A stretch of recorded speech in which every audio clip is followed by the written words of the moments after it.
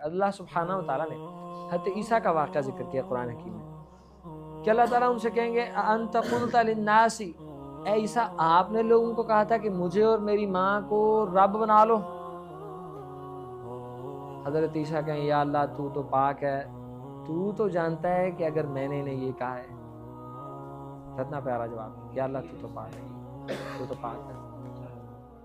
تو حضرت عیسیٰ علیہ السلام یا اللہ تیرے تو علم ہے اگر میں نے یہ کہا ہے، تو پاک ہے اس بات سے، اور جب تک میں ان میں رہا ہوں میں ان کو یہی دعوت دیتا رہا ہوں کہ اللہ کی عبادت کرو۔